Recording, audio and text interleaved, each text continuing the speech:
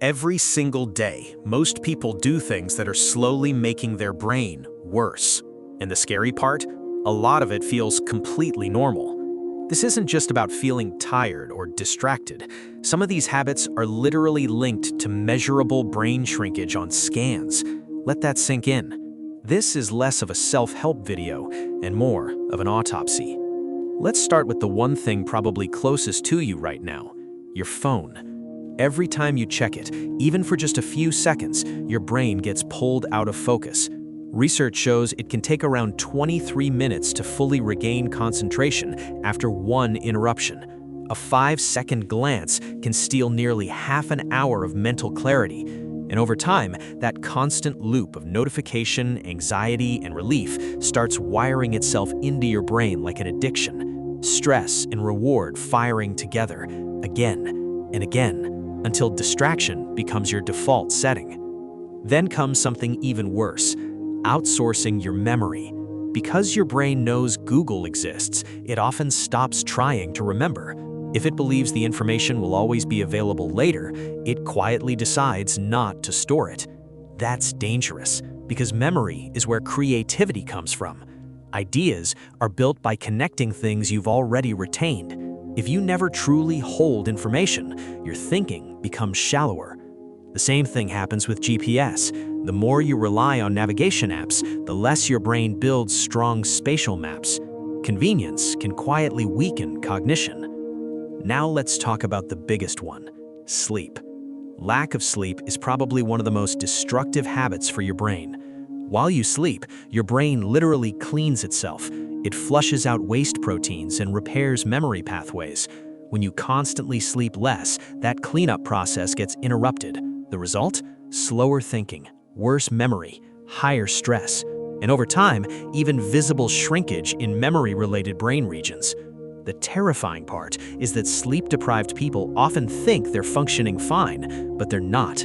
Their brain is too impaired to accurately judge its own decline. Stress does something similar.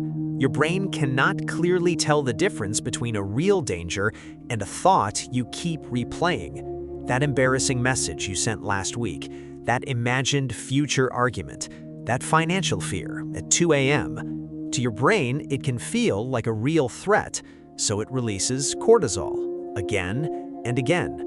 Chronic stress slowly weakens the areas responsible for memory, decision-making, and self-control. In simple words, overthinking is physically exhausting your brain. And then there's short-form content. 15 seconds, swipe. Another clip, another dopamine hit, another swipe. The more your brain gets used to constant novelty, the harder it becomes to focus on anything slow and meaningful. Books feel boring. Deep work feels painful. Even a normal conversation can start to feel too slow. You're training your mind to crave stimulation every few seconds. Now add bad food into the mix. High sugar diets and ultra-processed foods are strongly linked to inflammation and weaker brain function. Less mental clarity, worse memory, lower neuroplasticity. In simple terms, your brain becomes less capable of learning and adapting. Then combine that with hours of sitting every day. No movement, no exercise, less blood flow, less brain growth support. Your body moves less, your brain grows less.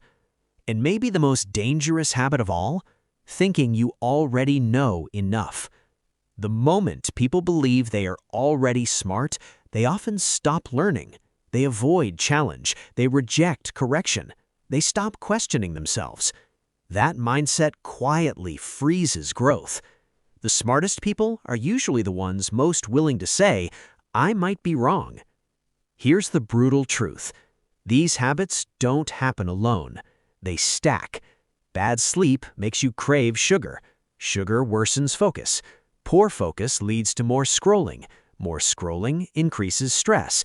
And the loop continues, day after day, until your brain starts operating far below what it's capable of. The good news? The brain is adaptable. What you train, it becomes. And that means the same brain you've been weakening can still be rebuilt.